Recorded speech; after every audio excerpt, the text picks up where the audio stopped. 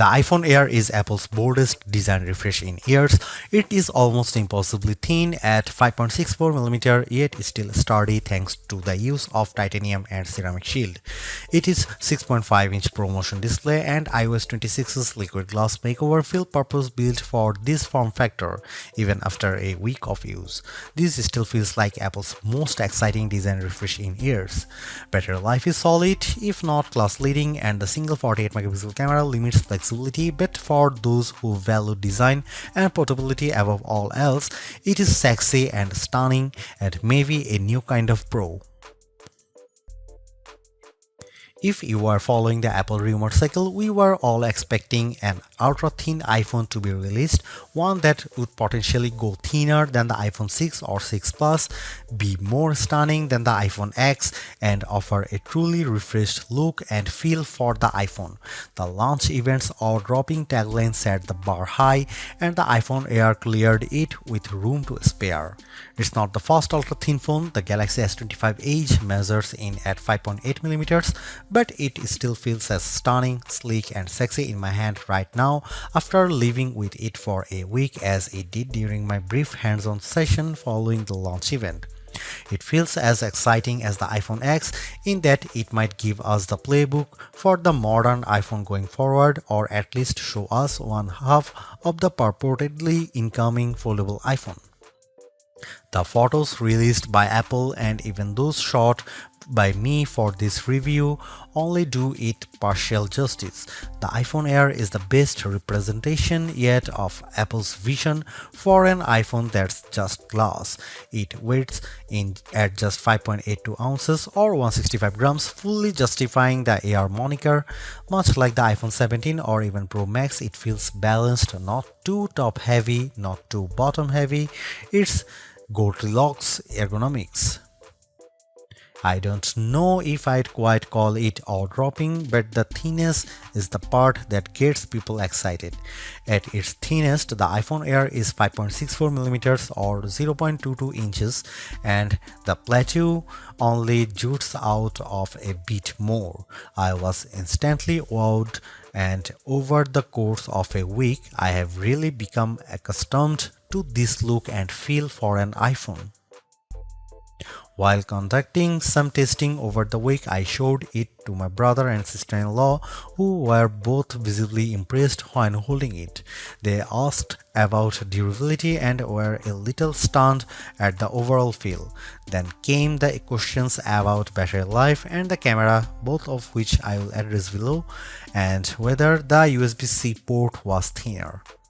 On that last point, it is still a regular USB-C port, but to fit it in this frame and get in this small, Apple's design team started by 3D printing a custom one.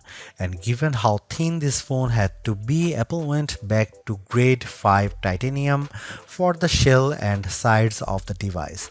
To further enhance the looks, it has a polished finish. My sky blue review handset is different from the MacBook Air and iPad Air colors of the same name. It is a bit lighter and pastel-like. I really like it, and the Air also comes in light gold, space black, and cloud white. While the innermost layer of the iPhone Air sandwich is made of that strong titanium, which can bend slightly under pressure but is designed to spring back, it's topped and bottomed with glass and glass ceramic, specifically Ceramic Shield 2 on the front and the Ceramic Shield on the back. The rear, like the iPhone 17, is mostly frosted matte glass, while the top bump gets the glossy finish. Apple says the Air is 3 times more scratch resistant on the front, so I've still been careful sliding this in and out of my front or rear jeans pockets, and the back is 4 times more crack resistant. It also has the same IP68 rating for resistance to dust and water as the iPhone 17, 17 Pro and 17 Pro Max. It survived a light drizzle shortly after I unboxed it in Apple Park. The weather's been wet in my home state of Jersey, and the Air has shown no issues when being used in rain or surviving a dunk test. Even given the extreme thinness here, you still get the usual buttons you would expect on an iPhone. Camera control has been redesigned to live on the right hand side, and it's slightly thinner but about the same length as on other iPhones. The power or sleep button sits slightly higher on the side with the action button, volume up and volume down on the left. The main mono speaker lives at the top of some microphones, and there are two other microphones either side of the USB-C port on the bottom. This design does, as mentioned, only leave room for a single camera and likely a smaller battery inside, but Apple has also dropped the SIM card slot worldwide and opted for eSIM to save some space. The iPhone Air is stunning, attracts a lot of admiring glances, and feels like biggest refresh in iPhone design we have seen in a while. Yes, it's the same key parts, just compressed, but in use it feels like the perfect showcase for iOS 26. If you are after Apple's best design this year, I think it is clearly the iPhone Air. This is where the compromises necessitated by the iPhone Air's unfeasibly thin design begin. The iPhone Air only features a single 48 megapixel fusion camera on the back. It can shoot at 1x, a sensor crop in 2x, or a maximum digital 10x, but the quality falls off noticeably with the latter. I will cut to the chase here. If you are after the iPhone with the best cameras or even just some variety for shooting, this is probably not it. Here are some camera samples of the new iPhone Air.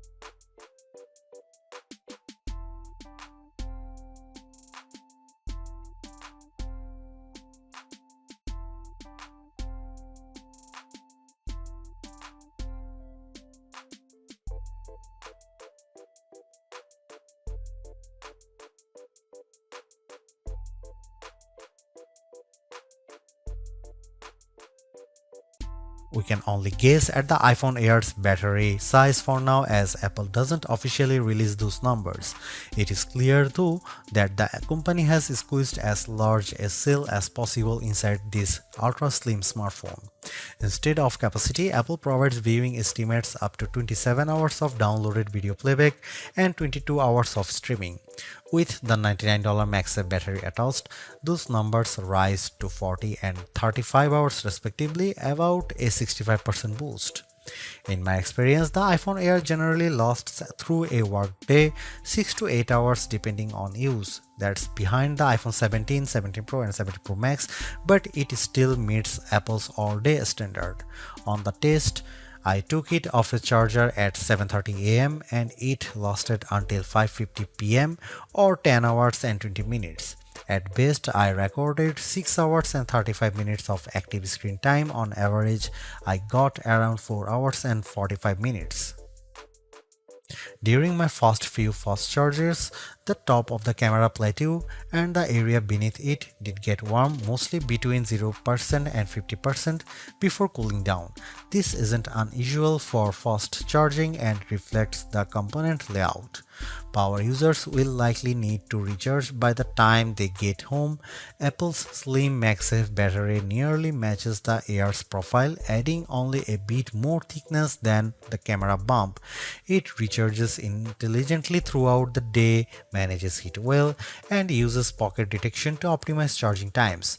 Optional, yes, but it complements the iPhone Air experience nicely. The iPhone Air delivers remarkable performance in a super thin and light design that's very durable.